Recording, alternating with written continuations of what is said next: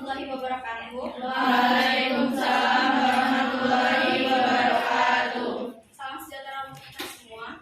Selamat pagi kakak, bos, dan teman-teman sekalian. Kami dari kelompok 2 yang terdiri dari saya, Hafilat Nufus, dengan NPM 2213036 sebagai moderator.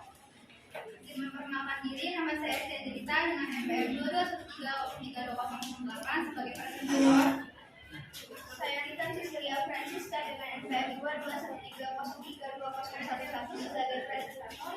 Saya Nuraini Triana dengan NPM 22130320111. Saya Metosari dengan NPM 2213 Saya Muhammad Fitri, NPM 2213. Hari ini kami akan mempresentasikan makalah kami yang berjudul Bangsa dan Negara. Untuk materi pertama, bisa dijelaskan oleh materi pertama. Baik, saya akan menjelaskan materi tentang pengertian bangsa. Bangsa adalah sebuah kelompok orang. Pengertian bangsa. Bangsa adalah sekelompok orang yang memiliki adat istiadat, asal-usul, bahasa, dan sejarah yang sama serta berkepemimpinan sendiri. Bangsa sendiri ialah sebuah kelompok yang terdiri dari sebuah kelompok orang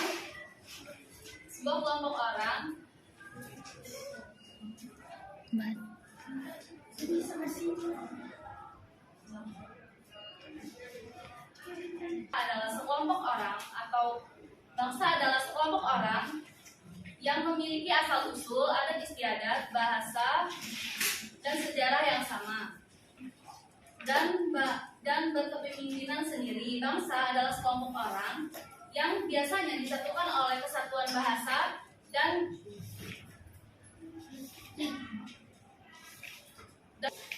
wilayah tertentu di bumi. Terima kasih Meta atas penjelasannya. Untuk materi selanjutnya materi kedua. Di sini saya sebagai presentator kedua akan mendefinisikan pengertian negara. Menurut Kamus Besar Bahasa Indonesia, pengertian negara dibagi menjadi dua. Yang pertama, negara adalah suatu organisasi yang memiliki tingkat kekuasaan tertinggi dan ditaati oleh masyarakat. Yang kedua, negara adalah suatu kelompok sosial di bawah organisasi, lembaga, partai politik, dan juga pemerintahan yang berdaulat.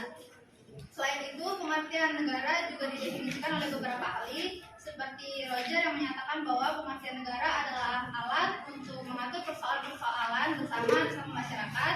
Kemudian Max Weber yang mengatakan bahwa negara adalah suatu masyarakat yang memiliki hak monopoli dalam penggunaan kekuasaan fisik secara sah di dalam suatu wilayah. Terima kasih. Terima kasih penjelasannya Esti. Untuk materi selanjutnya akan dibacakan oleh kita sendiri. Selanjutnya adalah unsur-unsur terbentuknya negara. Jadi unsur-unsur terbentuknya negara itu terbagi menjadi 4. Yang pertama, wilayah. Yang kedua, rakyat. Yang ketiga, pemerintah yang berdaulat. Dan yang keempat adalah pengakuan dari negara lain. Untuk wilayah itu terbagi menjadi 2. Yang pertama, wilayah daratan dan lautan. Rakyat adalah kumpulan manusia yang hidup bersama dalam suatu masyarakat penghuni suatu negara. Meskipun mereka ini mungkin berasal dari keturunan dan memiliki kepercayaan yang berbeda. Yang ketiga adalah pemerintahan yang berdaulat. Dalam arti luas, pemerintah adalah gabungan dari semua badan kenegaraan, yaitu eksekutif, legislatif, dan yudikatif yang berkuasa pemerintah di wilayah suatu negara. Dan yang keempat adalah pengakuan dari negara lain. Pengakuan oleh negara lain didasarkan pada hukum internasional. Pengakuan itu bersifat deklaratif atau evidenter, bukan konstitusi. Baik. Terima kasih penjelasannya. Kita untuk materi selanjutnya akan dibacakan oleh Fitri. Baik, selanjutnya yaitu bentuk negara Indonesia. Negara Indonesia merupakan bentuk negara kesatuan. Negara kesatuan yaitu bentuk negara yang sederhana tetapi menghasilkan negara yang berdaulat baik dalam atau luar. Terdapat beberapa ciri-ciri negara kesatuan yaitu terdapat pemerintah pusat yang memiliki kedaulatan baik ke dalam atau keluar. Yang kedua yaitu terdapat suatu undang-undang dasar yang berlaku di seluruh wilayah negara. Dan yang ketiga yaitu terdapat satu kepala daerah kepemerintahan. Dan yang terakhir yaitu terdapat suatu badan rakyat pemerintah. Negara kesatuan adalah sudah dianut oleh Indonesia sejak proklamasi kemerdekaan Indonesia tanggal 17 Agustus 1945. Negara kesatuan adalah bentuk negara yang sifatnya tunggal dan tidak tersusun atau terbagi dari beberapa negara yang memiliki kedaulatan. Alinea 3 menjelaskan tentang kedudukan kodrat manusia Indonesia sebagai bangsa yang religius. Baik, sekian penjelasan dari kami. Jika ada yang ditanyakan, kami persilakan.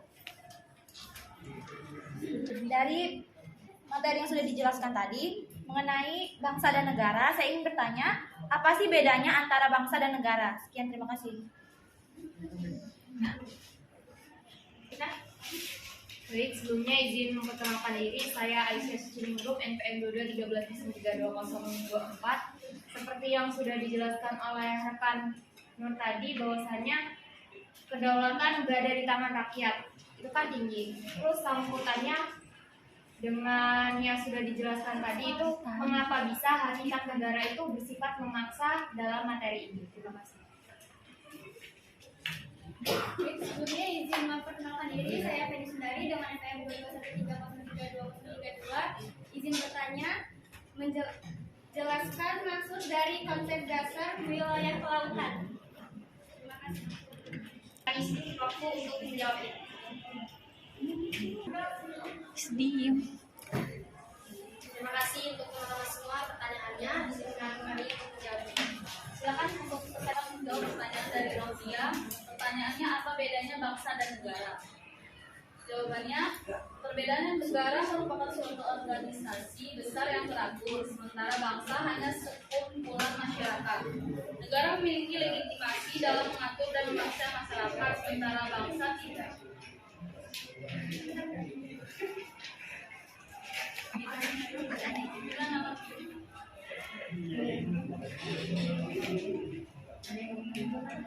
Apakah ada yang mau menambahkan? Ya.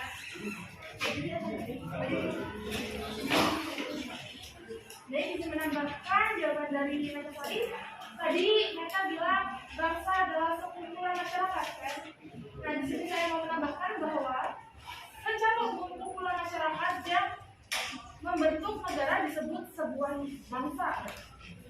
Dan dapat disimpulkan bahwa pada dasarnya bangsa adalah rakyat yang telah mempunyai kesatuan tekad untuk membangun masa depan bersama. Terima kasih. Kita bahas lagi. Jika tidak ada, kita akan selanjutnya untuk menjawab pertanyaan yang kedua. Akan dijawab oleh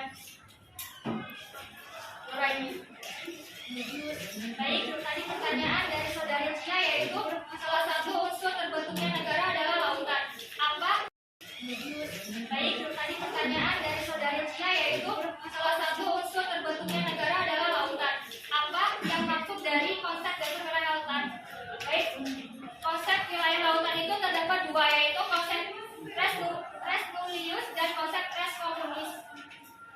Konsep res nullius yaitu konsepsi yang menyatakan bahwa laut dapat diambil dan dimiliki oleh setiap negara.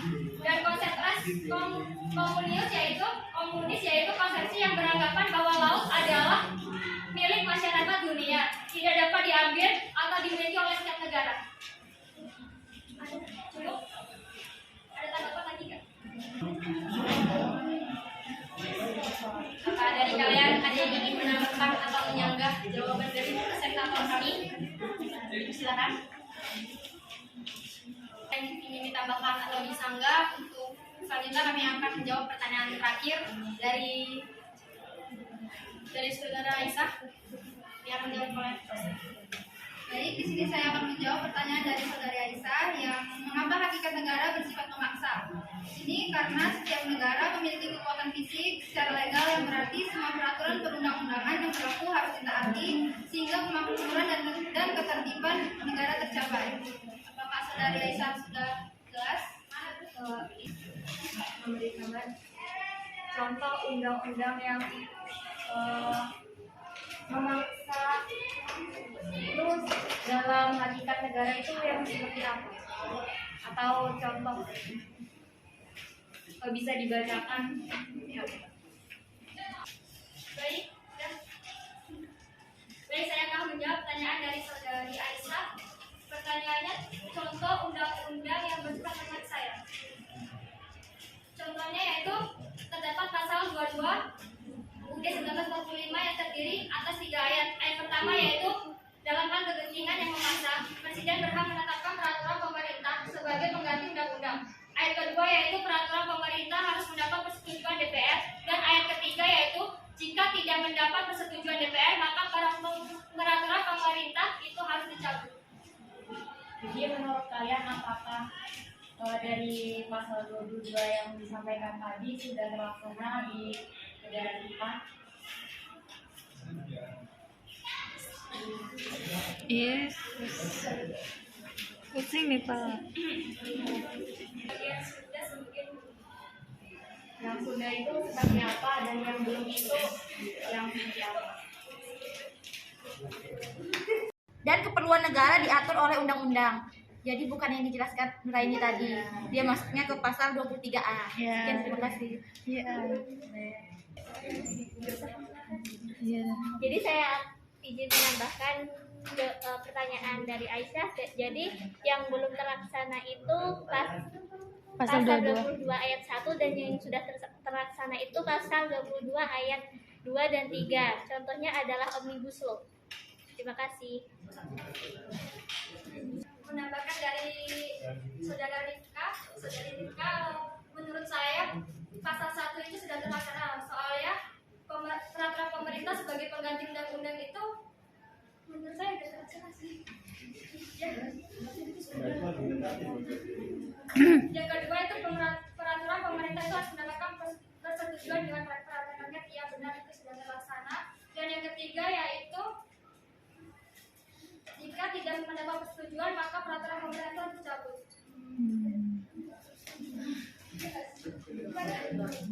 Belum sih.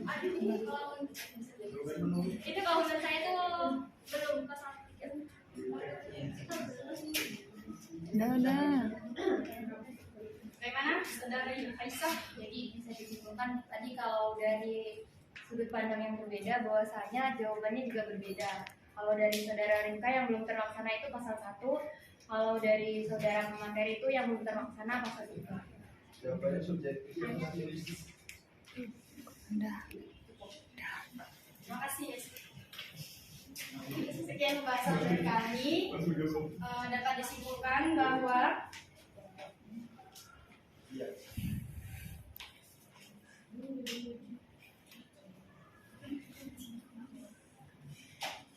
konsep bangsa memiliki 2 pengertian, yaitu bangsa dalam pengertian sosiologis antropolis dan bangsa dalam pengertian politis. Negara adalah suatu wilayah di permukaan bumi yang kekuasaannya baik politik, militer, ekonomi, sosial maupun budayanya diatur oleh pemerintahan yang berada di wilayah tersebut. Secara umum dalam konsep teori modern dan negara terbagi ke dalam 2 bentuk, negara kesatuan dan negara serikat. Sifat negara secara umum yaitu sifatnya memaksa, memonopoli, dan sifat mencakup semua. Sekian dari kami. Terima kasih atensinya teman-teman. Kami akhiri. Wabillahi taufiq wal hidayah. Wassalamualaikum warahmatullahi wabarakatuh. Waalaikumsalam warahmatullahi wabarakatuh.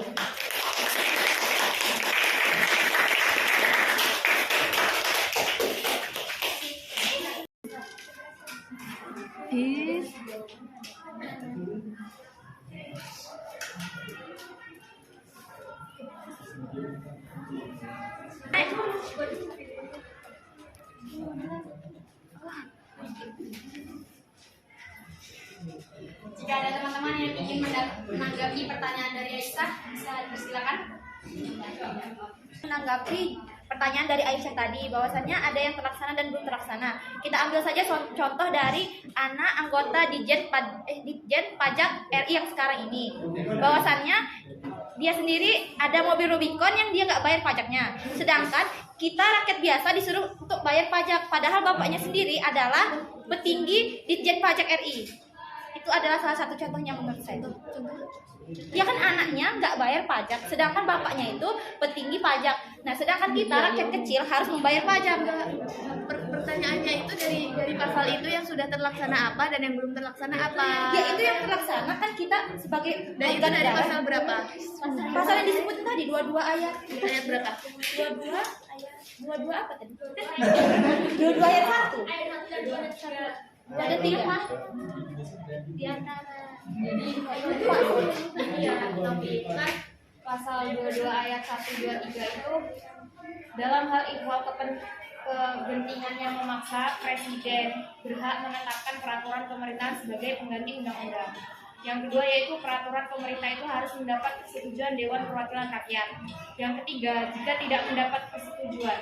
Nah, pasal 1, 2, 3 ini menurut saya kurang cocok untuk disampaikan dari masalah yang aku jelaskan tadi. Terus tadi rekan Nur Hayati kan pasal 1, 2, 3 ini sudah terlaksana apa belum? Beliau itu menjawab ada yang sudah, ada yang belum. Nah, dari pasal 1, 2, 3 ini yang sudah terlaksana itu yang mana dan yang belum yang mana? Terima kasih. Izin menambahkan lagi, dari yang sudah saya jelaskan tadi, ternyata itu masuk ke dalam pasal 23A yang berbunyi pajak dan pungutan lain bersifat memaksa dan keperluan negara diatur oleh undang-undang. Jadi bukan yang dijelaskan Nuraini tadi. Dia masuknya ke pasal 23A. Sekian, terima kasih. Jadi saya izin menambahkan pertanyaan dari Aisyah. Jadi yang belum terlaksana itu pasal 22 ayat 1 dan yang sudah terlaksana itu pasal 22 ayat 2 dan 3. Contohnya adalah Omnibus Law. Terima kasih.